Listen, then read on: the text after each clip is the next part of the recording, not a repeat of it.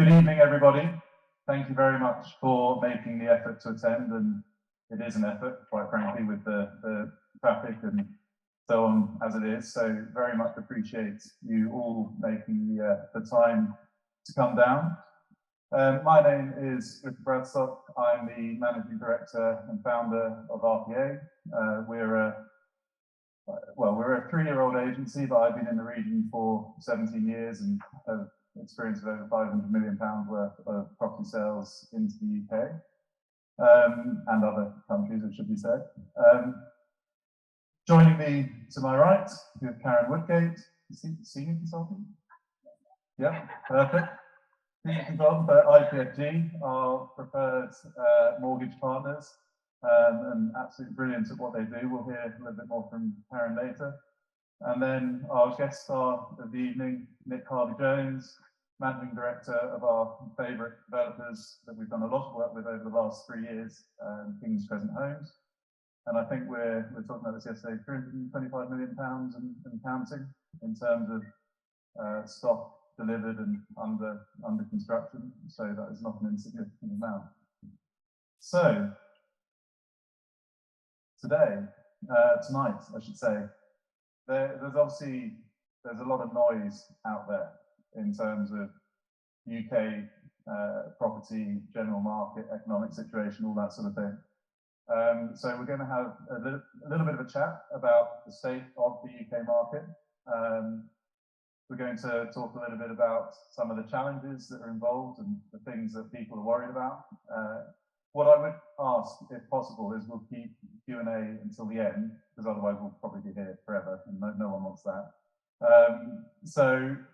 But we will go through mortgage rates, we'll talk about the various challenges, talk about 2023 and beyond, to get a little bit of input from Nick around the challenges developers face, what's going on from that side, because again, as investors and buyers into UK property, actually, I think understanding that is very important in terms of making the right choice with who you buy with and so on.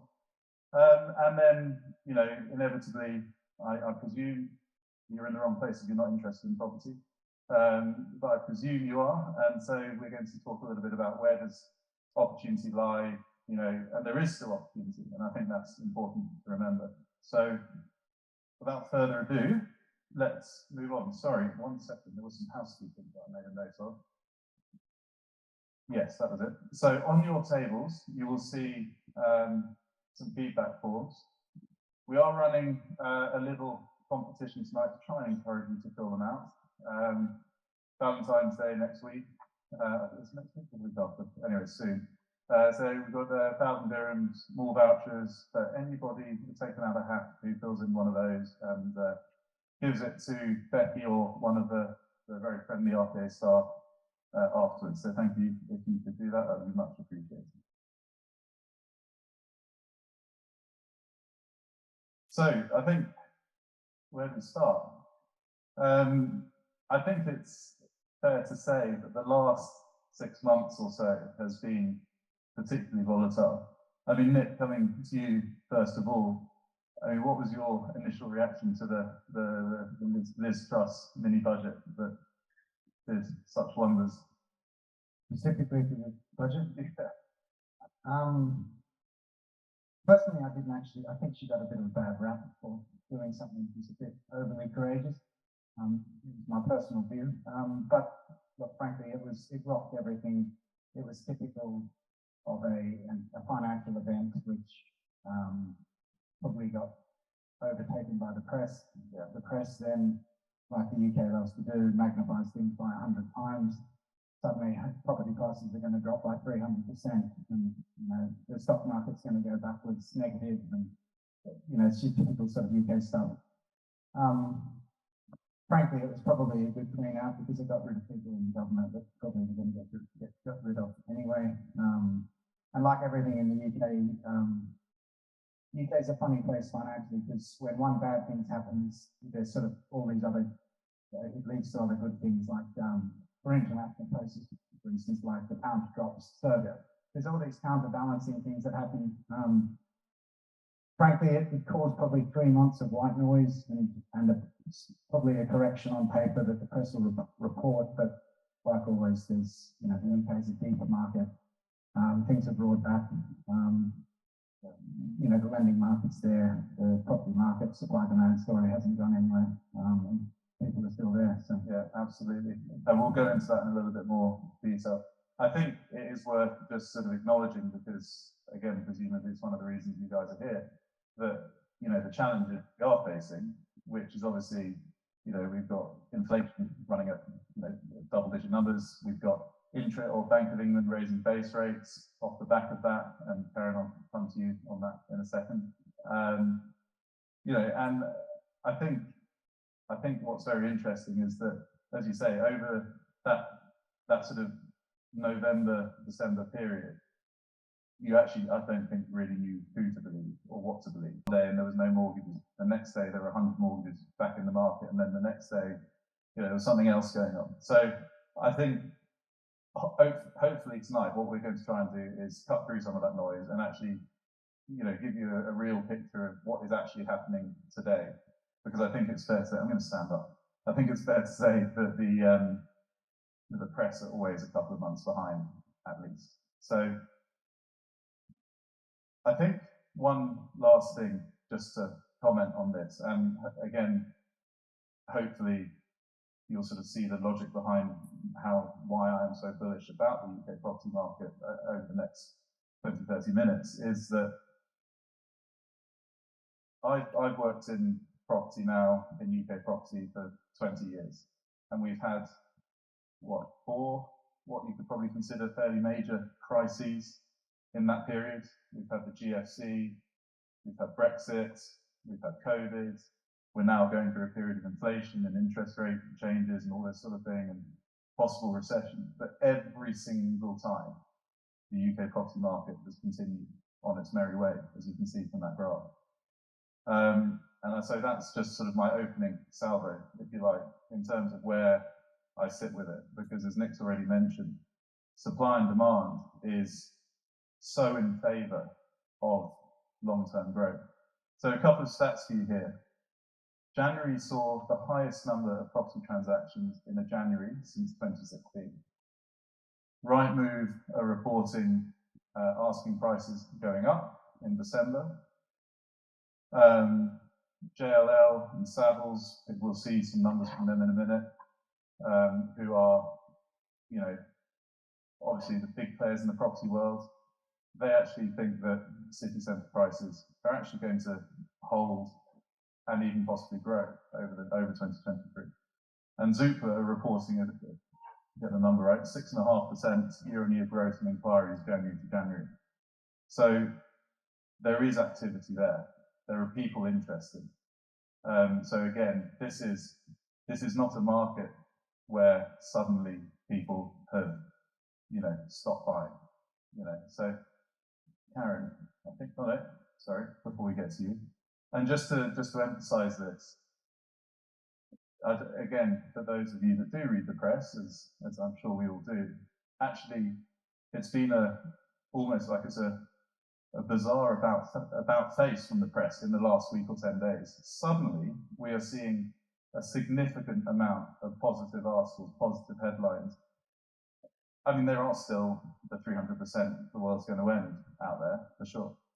But, you know, it's you know, that was all you had in November and December. And now we're in a market where, because positive numbers are coming out, and because we'll come to you just now, Karen, I promise, I keep promising it,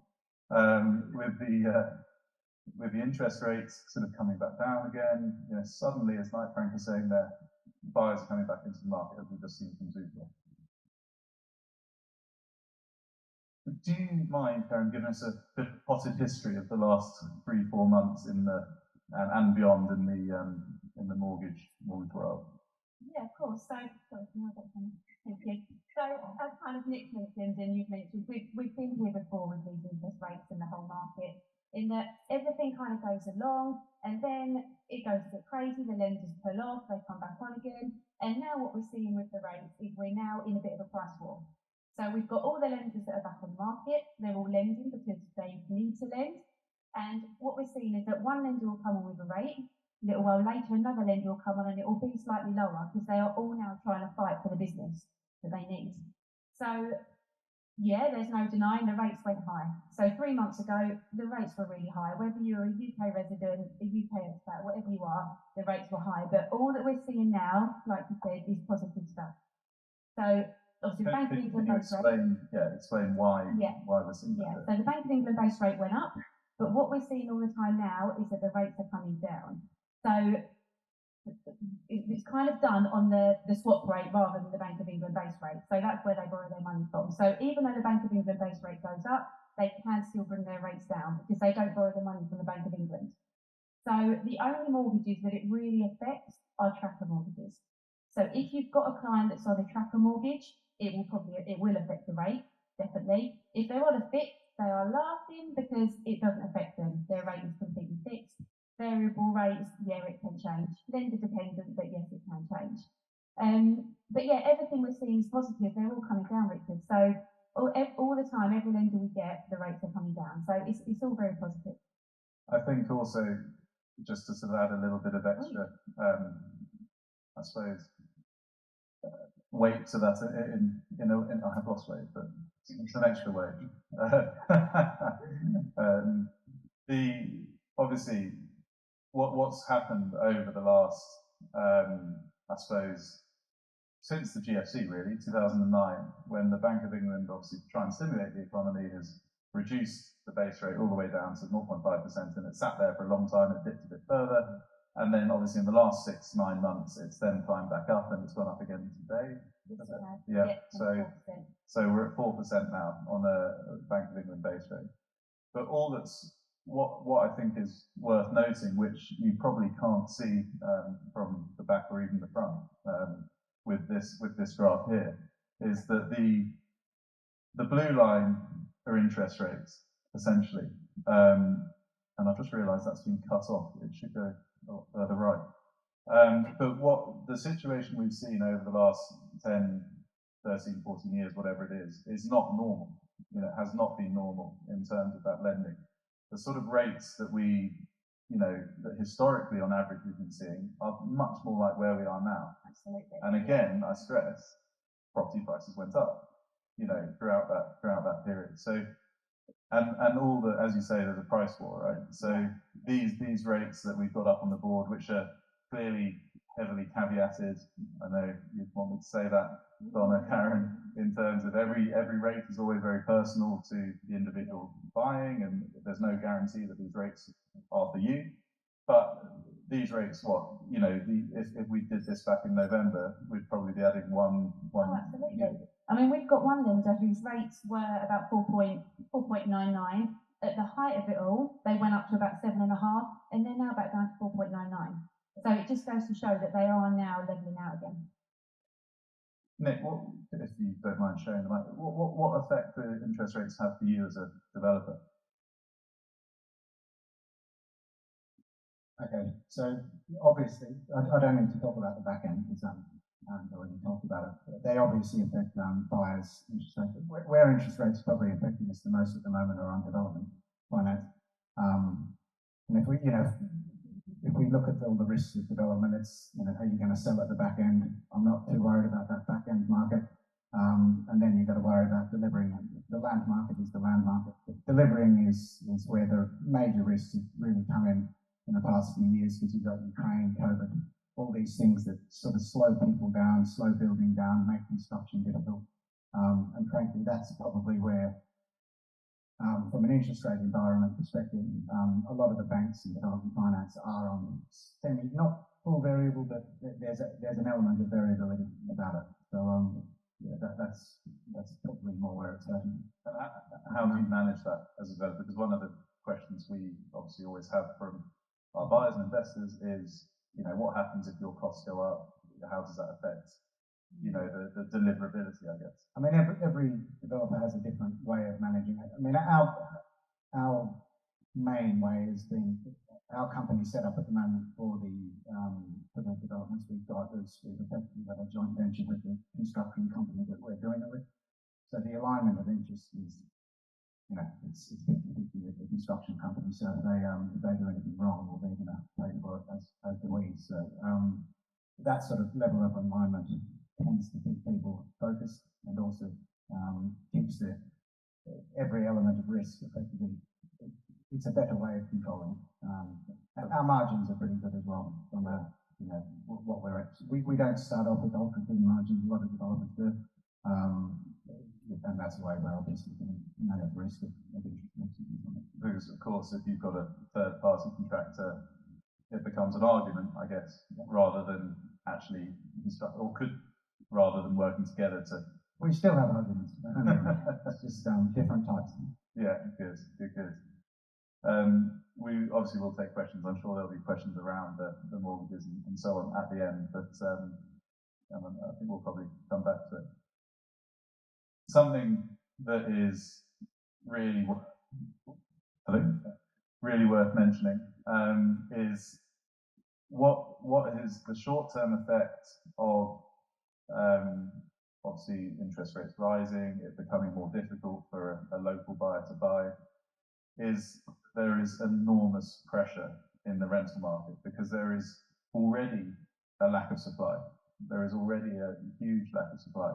There's a stat, I think actually I moved past it earlier, but the JLL have said that the government, or there's a 600,000 unit undersupply over the next 5 years across the UK and 52,000 units in London.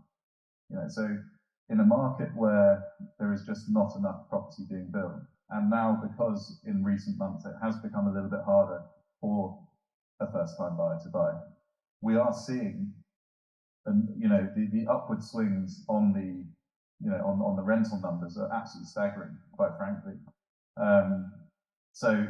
Again, I apologise for those of you at the back who can't make this out, or even at the front.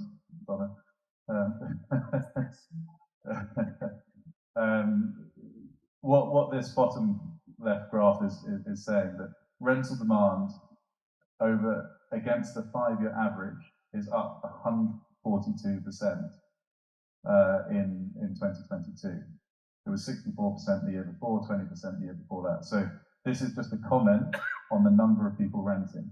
So whilst clearly that is not brilliant if you're living in London, living in the UK, if you're lucky enough to be earning dirhams in US dollars or whatever it might be, you could become a landlord, it becomes a very attractive return.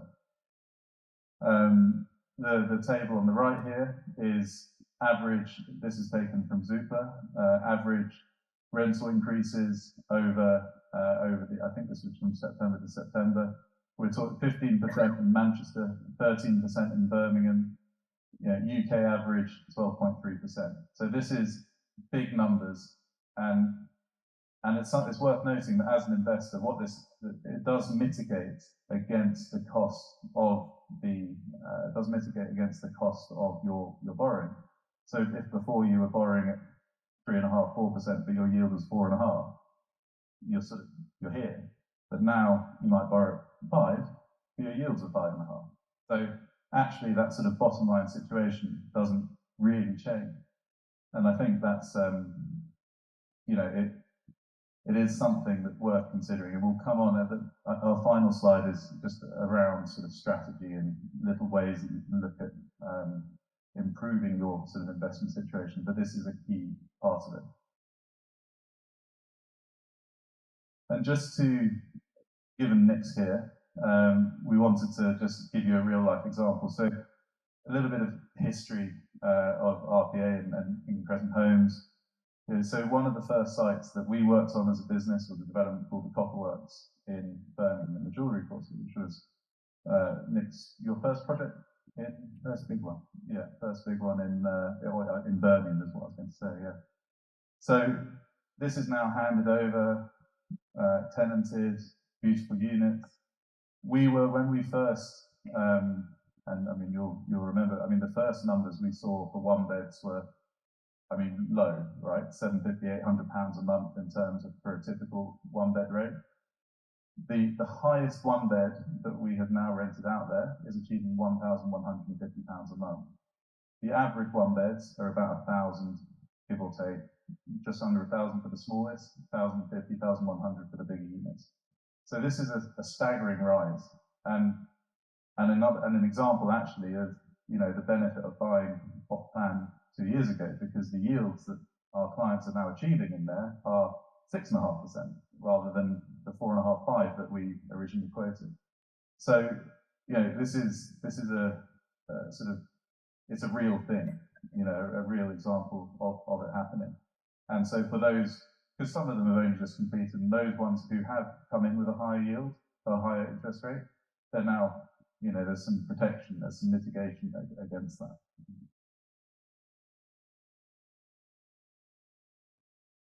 Nick, if I can come back to you, I mean, how do you see? I've already told everyone what I think. Well, how do you see the market over the longer term? I think it'll probably it just tends to keep on going at a reasonably stable. I think the long-term average is 7 to 8% or something over 40 years. So it doesn't ever seem to really go backwards, nor even stay the same. So. But the lending market, as Sharon said, it's come back with a vengeance. The liquidity of the market just from equity looking for places is ridiculous. Rental market's ridiculous. And frankly, the old adage of owner-occupier market that they just want to own a home isn't going anywhere. They just aren't. So, the supply is just not there for the demand that's there. And the other thing that you probably don't read about as much over here is things like planning approvals in the UK. The government keeps trying to do things to make it better, but frankly, it's not. I can tell you, as being a developer, it is the process of planning and things like COVID has made government departments work twice as slow as they probably did. So planning approvals are not coming through like they once did. How long for the Birmingham? I mean, how long has it been taking to get the planning through? You really want to know?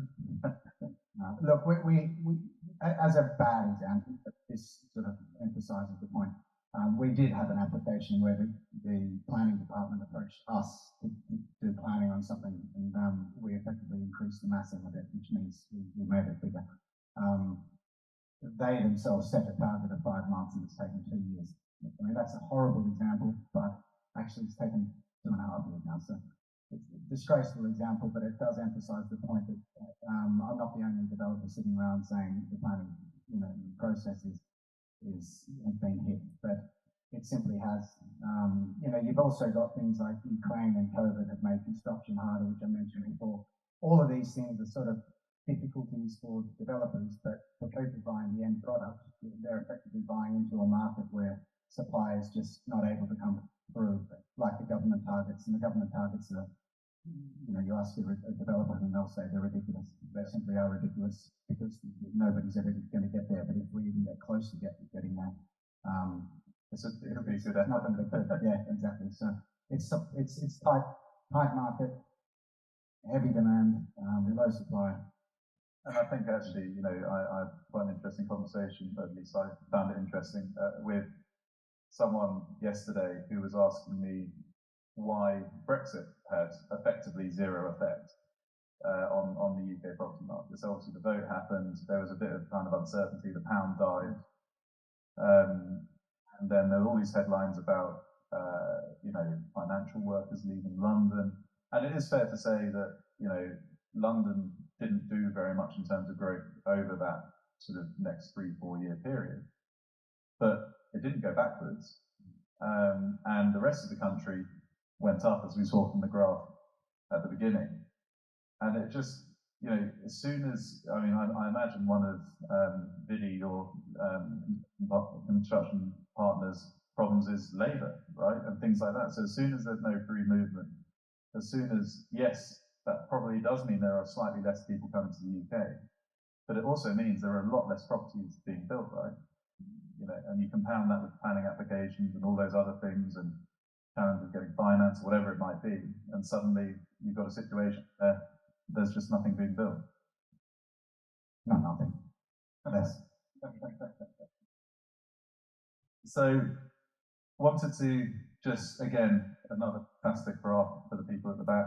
I'll try and endeavour to tell you what it says. So this is taken from the JLL, again, this is freely available and we can share a copy with you if you would like. It's taken the JLL housing forecast of the next 5 years that they did in December. So I think it's fair to say at the peak of the sort of volatility and noise, if you like. So on the left here, we have UK and regional forecasts. So this is Central London, Greater London, and then South East, South West, North East, North West, etc., etc. And so what you'll see there is, on the face of it, some fairly alarming numbers: 6% or minus 6%, minus 7% for South West, minus 8% for North East. But you then look a bit closer, and you look on the next page of their report, and you look at the UK city centres, and you've got London going up by 2.5% in 2023. You've got Birmingham going up 1%, Manchester 1.5%, and over a 5-year period, you've got cumulative numbers across the board of somewhere between 15 and 20% growth. So I think something, if you're sitting here tonight and you're presumably you're thinking about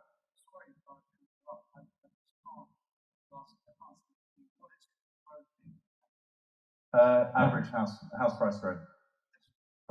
Sorry. Yes. And that doesn't include income yield, I assume. So No, you've got higher income yields and also reasonable capital growth. Absolutely. And so I think the message is key here, and we'll come back to this at the end. One of the services that we, as RPA, try and offer as experts in the UK property market is obviously understanding what you guys as potential buyers or investors are trying to achieve, and then obviously finding the right solutions for you. The right solutions, more than ever, is making sure you buy the right asset in the right location at the right price. And it's very clear that, with the exception, I'm not sure what Liverpool have done to JLL, who they've got a minus 1% this year, but with the exception of Liverpool, JLL and Savills, it's worth saying, they have got the values holding, growing very slightly, and then pushing on quite significantly over the next 3, 4, 5 years as rates come down, as the sort of undersupply really bites.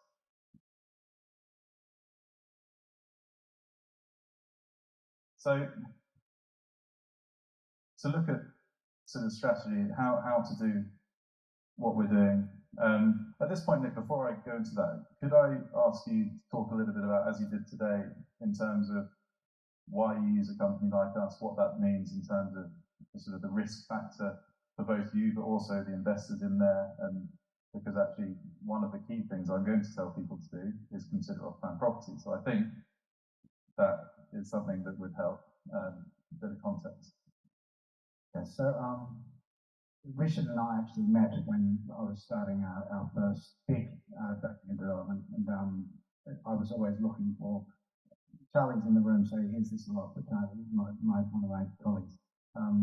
Everything we do is to do with de-risking an asset. So, and development has a hell of a lot of risks going through the cycle.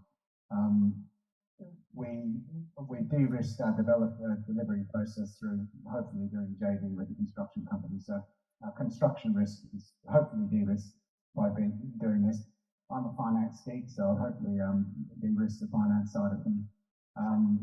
But if you're going to build scale, which we have, we've gone from doing 15 units in Rugby, which is a small town just outside of London, to over 1,000 units within 3 years. You'd better be getting your back end exit risk pretty under control. And you can either do that through doing very, very well at private sales or doing institutional sale exits. I've opted for both in our company, but you really need to get right the private sale route, which you can only really do by starting very early in the process and going off plan. And that's often selling 2-3 years out from actual completion. What that gives us is, from a de-risking, it's not just de-risking the sales itself, but in difficult times like, you mentioned 4 crises in the past 15, 20 years you've been in the market. Well, actually 3 of those have been in the last 3 years. So during the time I've had no business and built it idiotically fast, we've actually had 3 major crises, so you better be getting your risk under control. An off-plan sale risk is the most important. If you're doing 50 plus unit schemes, which we're doing 50 to 400 unit scheme in Ashford,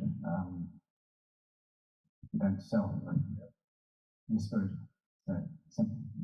I think likewise, because obviously one of the major concerns for anybody that's lived in Dubai any length of time has seen properties not deliver, or like me buying Dubai Hills and have to wait 2 or 3 years for it to be delivered.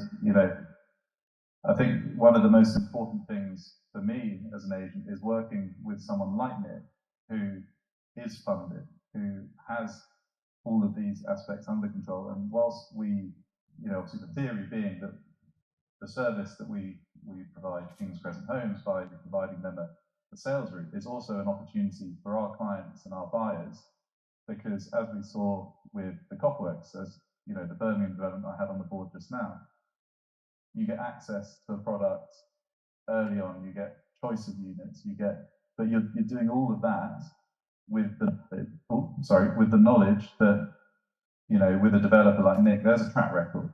There are units being delivered of quality. And timing is always a challenge. I don't think any developer I've ever worked with has ever exactly hit that date, but as long as it's within a reasonable period, that is fine.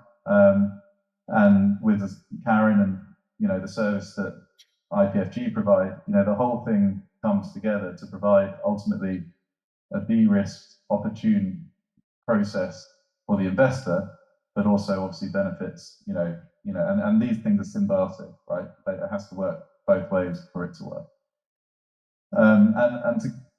To move on to the investment strategy, the reason I say off plan, actually, if I can come back to you, Karen, for a second, and this is directly linked to the off plan argument, is what do you think interest rates for banks are going to be in? I'm not asking you for a crystal ball, but what's the general trend in your view?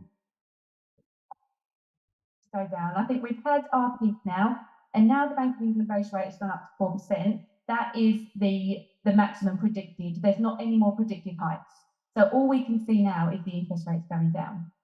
So in terms of off-plan ones, if you buy it now, when it actually completes in a year, 2 years' time, the rates are hopefully, obviously I can't guarantee this, the rates will hopefully be less than what they are now. So it will go in the right way. And there was a quote up on the board just now.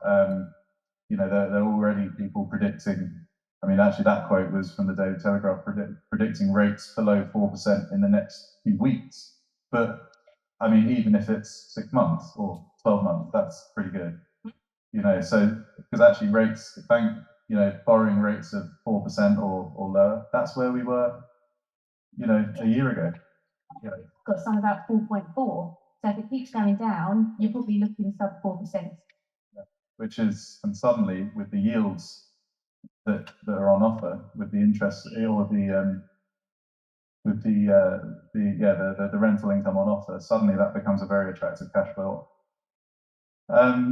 I think what I would say is what I've got up on the board here are just things for you guys to think about as options, because what I would always want to do is, if you are thinking about this, is have a one-on-one chat with us. We are not a hard sales, you must buy this product. What we're trying to do is provide advice to you, depending on what you're trying to achieve, on how to best go about that. It might be that buying off plan is that answer, because you can put a relatively low deposit down now. You've got pick of units, you can, and in 12 or 18 months' time, you might end up with a 3.5%, 4%. I won't say 3.5, but a 4% or sub 4% rate. Whereas today you might end up with a 5% rate if you bought something ready. So there is, the key with all of this is making sure that whatever you're thinking about is a genuine fit for you, rather than just being sort of pushed in a particular direction. Something else, which again is directly relevant to King's Crescent Homes, is the short lets options that the leases on your properties it's quite an interesting thing. That's actually quite rare to have the ability to short let a new build. Is there a particular reason why you went down that route, or because we have to. right? It's a big market now, so Fair enough. look at the size of Airbnb in space of a few years. You can't just not pay attention to what's going on. Well, I wish more developers were like that, because the reality is, if you go down that short lets route, suddenly the 5 to 6% yields, gross yields you might achieve in Birmingham or other locations, actually you're going to be netting 5, 6, 6.5%, and the gross yields are significantly higher. So there's more risk with short term. There is more management. There's more wear on the property. So it's not necessarily always the right answer for you. But again, it's another way to look at it. If you are after income and cash flow, it's a good option. Just on the wear on the property, there's actually plenty of articles which state the opposite with short term as well. Because ASTs, which is normal 6 to 12 months, tenants, sometimes they don't treat your place as good as people that are staying there, as effectively using it as a hotel. And Airbnb and stuff, you're maintaining the every 2 to 3 days, which is the average stay at these sort of sites. So I think there's actually plenty of arguments that the upkeep of short term can be actually better. As long as you've got the right provider, I'd imagine, yeah. The other thing, I mean, it's such an overused property cliche, but location. It literally has never been more important. If you're going to buy property today, you need to make sure that what you're going to do is, it has a real sort of intrinsic value above and beyond simply being a UK asset, which is good in itself. So one of the sites, for example, that Nick has been working on, or Nick is developing, is down in Brighton and Hove. And in 17 years of living in Dubai, I don't think I've seen another Brighton and Hove development come to market. And I think it's fair to say, and if you can elaborate, Nick, there's nothing being built down there, right? Yeah, very little. And the competition that we have is basically institutional, PRS, private rented sector, so the institutions that are effectively owning it after, and therefore not available to the private sale market. So institutional owners tend to treat their properties very well. Their operational expenditure is a lot higher. Therefore, they effectively build stock, where we step in with private sales stock. You're effectively being put into the same premium camp in those markets. And as you say, yeah, this is very it's a classic example of a location that, being on the coast now from London, everything is 3-4 bed houses. There's 5-bed houses. There's no apartments being built. I think there's quite an interesting stat that in that particular site, there hadn't been a new build of any size built within 3 miles over the last 3 years. So when you're looking for property, that rarity factor, that sort of finding something that really is unusual, is so important. And again, the Copperworks in Birmingham, in the jewellery quarter, this is a conservation area. There's a finite capped supply of property that can never be built, because you're never going to get a 40-story tower or even a 10-story tower, not even a 5. Yeah, there you go. So it's, and then lastly, here's the right developer, but there are other right developers, other brands available. But again, if you are going to go down that off-plan route, if you are going to buy property effectively sight unseen from Dubai and trust someone like myself or my team, that DD and making sure you are with that right company and the right developer is everything. And I think testimony actually to your company, Nick, is that I'm not sure we've got anyone in the room here, but over the sort of now, 4 or 5 projects that we've done, we're just going into our 5th project next week. We've had people buy in each one because, the product stands up for itself. And here it is. I actually forgot this was in here. But just as an example, this is phase 2 of effectively the Copperworks, which was a site we did 2 years ago. Literally next door, we know exactly what the rents are, we know exactly what the prices should be. And again, it's a sort of an opportunity where you can put down some money now and deal with the mortgage later, and Karen will then sort you out at that point. I'm not here particularly to talk about product, but I was assured by my team that I should have some product because people would ask.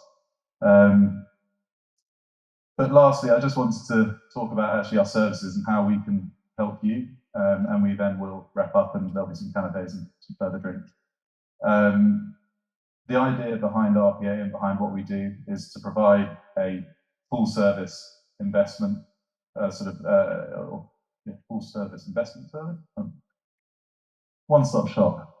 What we want to do is hold your hand all the way through that process, ensure that not only, crucially, that you're buying the right thing, but then actually when you have bought the right thing, that we have solicitors on hand. We've actually got Manal from TRS here, who's one of our preferred lawyers and helps with a lot of our clients' conveyancing needs.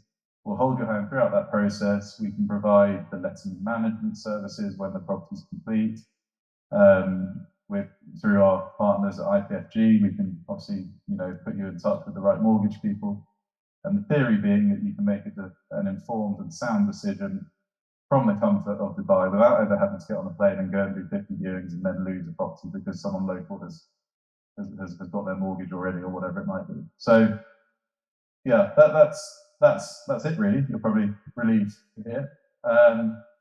And so at this point, what I'd like to do is just open the floor to some questions.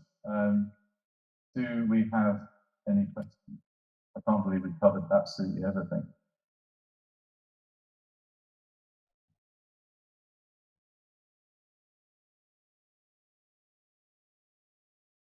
Good spot. Yeah, so this is Goldstone Apartments, which is Nick's development down in Brighton and Hove, 5 minutes from Hove train station. And yeah, you're absolutely right. There is a 13% number up on the board there, which might seem alarmingly high, but this is, again, because it has a short-term let ability, and because Brighton, I think the other thing with short-term lets, of course, is that it doesn't work in every market. There are cities and towns in the UK that people just don't go on holiday to, or don't,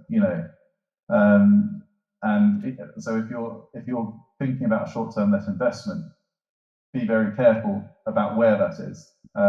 Brighton is, I think I'm going to get this wrong now. I think it's the second or third most visited holiday destination in the UK. It's the most visited in the South Coast. It's for those who knows Brighton or who doesn't, but it's a really cool, really trendy location, and it's long been, in terms of people moving out of London, it's the place where people go, right? And that's been the case from the 60s, 70s. It's already a very established, very fashionable location. It's got big local employers, Legal & General, American Express. I mean, from your point of view, why were you particularly interested in? For all of those reasons. I mean, the other strange reason you've used before, it's, I think it's like the 4th or 5th most searched city in the UK on Google in the world for international tourists, which, it's just, limited, hardly any supply. The supply that is there, it's gone to institutions, not the private market.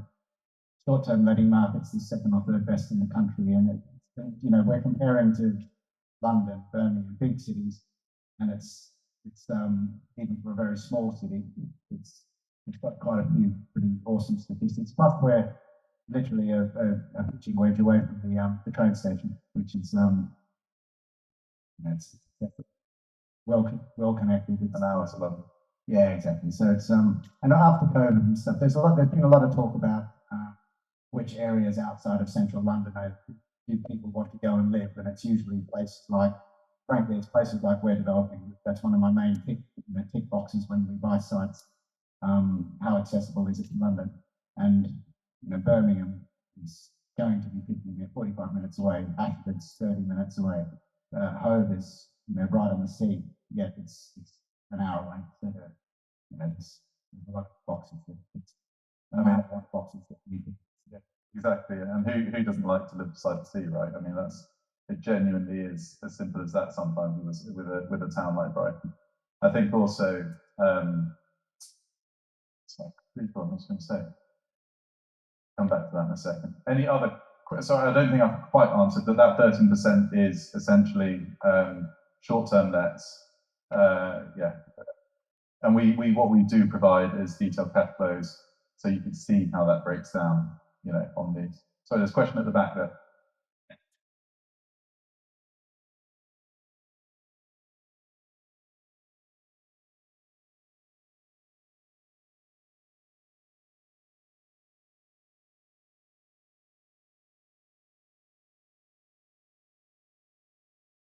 Sorry, can you ask again? I couldn't quite hear.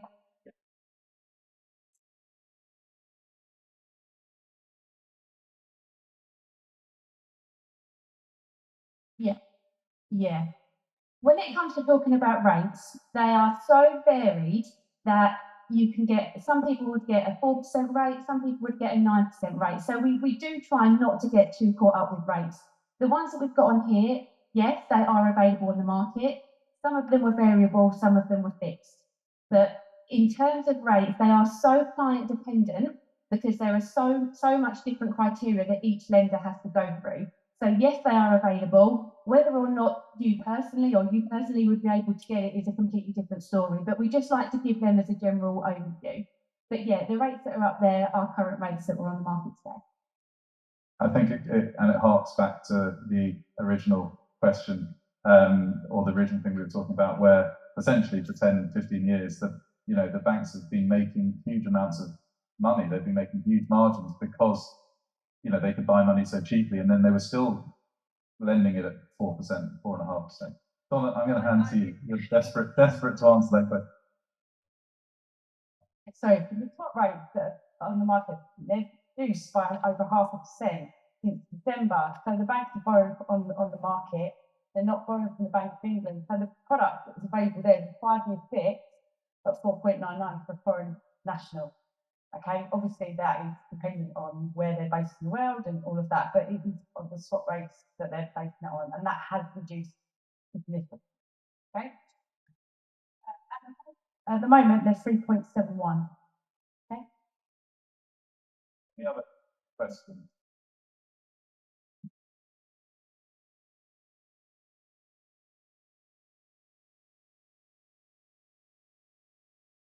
Interesting question. I wondered whether we'd get that one. Well, as a Brit that's done both, I think the key is always make sure whatever you're doing is sort of fits what you're trying to achieve. But I've lived in Dubai for 17 years, selling UK property. So obviously the cynics in you, I'm sure there's none of you here, would say that of course I'm going to say buy UK. And there are definitely, a lot of it comes down to your risk appetite, in my view. I bought in the UK first because I wanted to make sure that I had stable assets that I could just trust that over long term will go up, that will always be rented. I mean, we talked about 4 crises in sort of UK, 3 in the last 3 years. I mean, in 17 years that I've been here, I mean, I've seen UAE Dubai property markets literally do this. And when they come off here, they tend to come off 10, 20, 50, 60%, buying here can 100% work from income, but it comes at a higher risk, and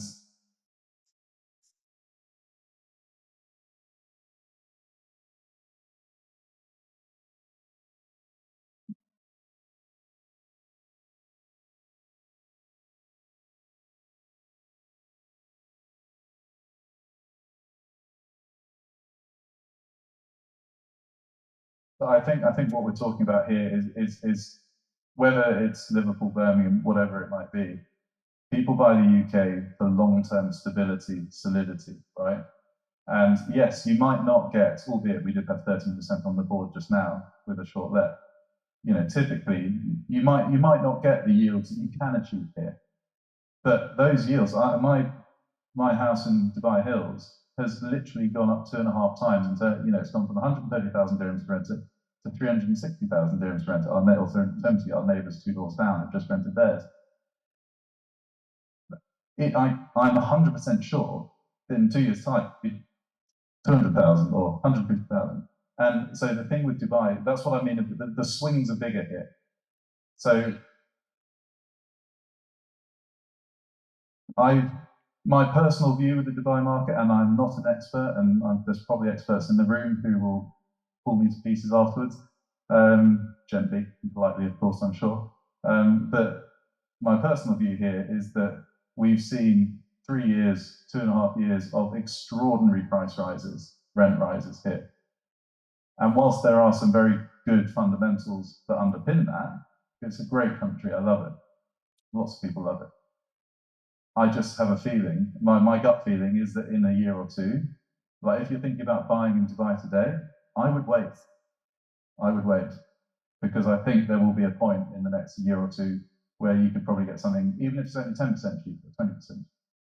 Whereas I think you buy sensibly in the UK, it's never going to come off 50%, 30%. It's just never going to do that, you know. So yeah, I hope that some way answers your question.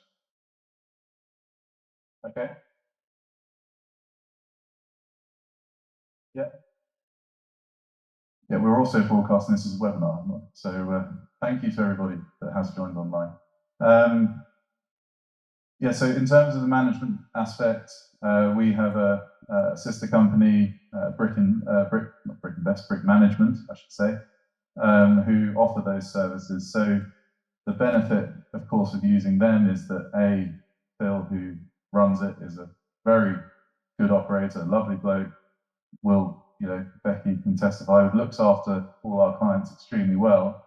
But also the other thing is because we work on a site, for example, with Nick, you know, we're selling 30, 50, whatever units it might be. And so Phil effectively knows a site inside out. He will be there, you know, and can ultimately provide you a better service because of that, rather than just being 1 unit or 2 units. So for those services, it's a fairly typical market rate, 10% plus VAT of the annual income.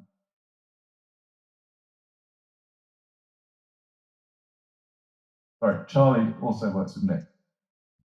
Sort of advocating more for brick management from our side.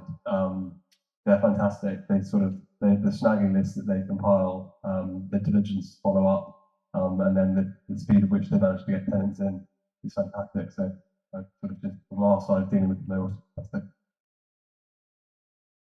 I'm very aware that everyone's probably thirsty, hungry.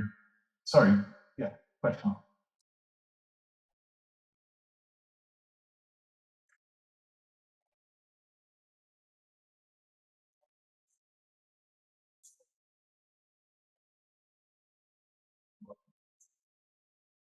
Sorry, the question is are the developments being developed by Nick?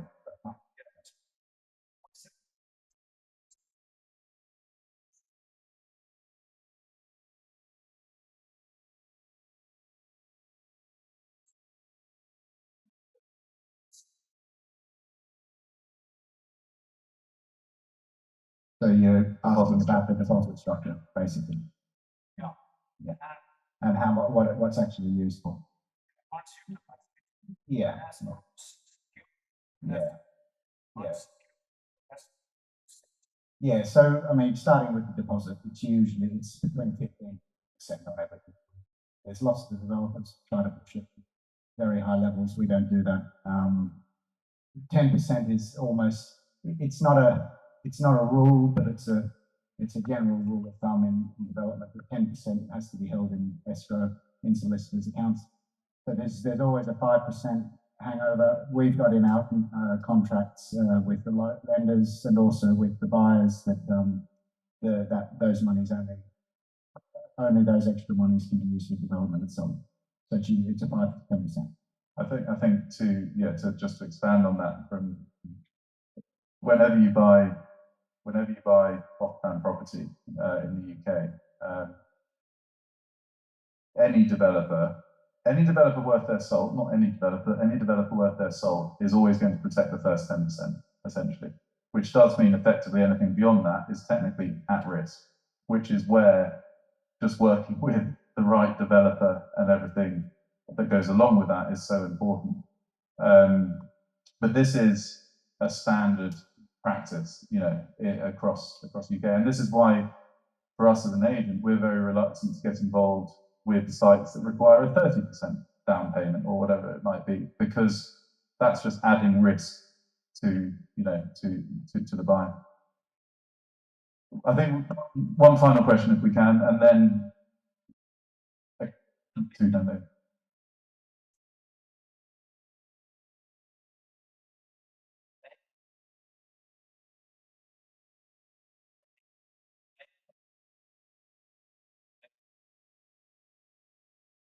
So sorry, do you mean the interest rates? If it's possible, because I think we've sort of tried to answer that question a couple of times, can we have a chat afterwards, just because I'm very aware that we've been sitting here for an hour and a half, if that's all right.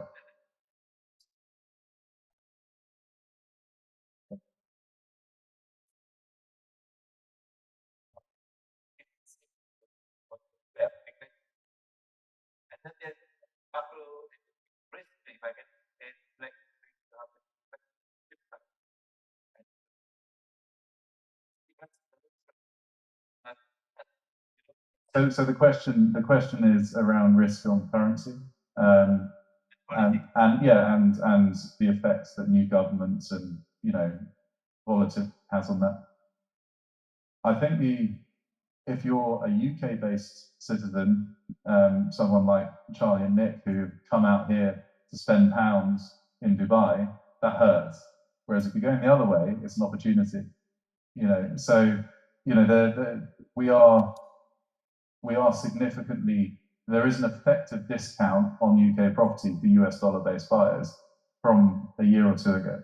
And so in a scenario where a new government comes in and is then, for whatever reason, a bit like Liz Truss, is then deemed the wrong person and unpopular, all that's actually going to do is weaken the pound. So in theory, it's better to put, you know, it actually becomes better from an overseas or US dollar-based point of view.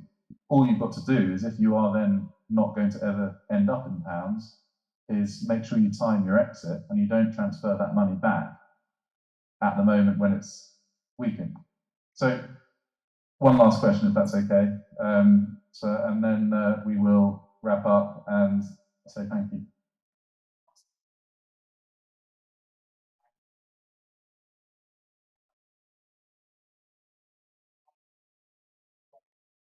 The what?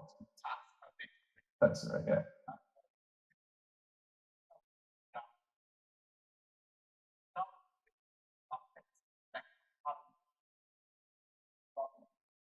Yeah. So the first thing, I'll pass you for the answer on the mortgage. From a tax perspective, it's pretty simple, and despite what you read, it's still relatively efficient to own property as a non-resident or a foreign national in the UK. There are structures that you can use. If you're only buying one or two properties, you can still buy it in your own name. My wife's Irish, owns property in the UK, is treated as a foreign national, hasn't paid tax in 10 years. We've just done our tax returns. So it's still tax efficient. Clearly, every single person has an individual set of circumstances, and so therefore it becomes a personal advice, if you see what I mean. As far as the mortgage rate, it's fair to say that a Brit will probably get a better rate than a non-Brit, but as you can see from the board here, they're still reasonable. And then from a government perspective, of course, if, you know, as we saw with Liz Truss, it can affect the market. But, and this is, I think, my closing statement, I've already said it once, but over time, you know, there's 600,000 homes they need to build that they can't build. There are people that, you know, the demand is so high, which is why rents go up, that actually, and what you see, we've seen this for 50, 70, 100 years, it doesn't really matter who's in power. You get short-term wobbles, you get short-term issues. But if you buy and hold UK property, it will work. That's the bottom line. Clearly, you've got to buy the right thing. You've got to buy sensibly from good agents, good developers. But the essential theory is sound. Let's have a chat afterwards if that's okay, because we.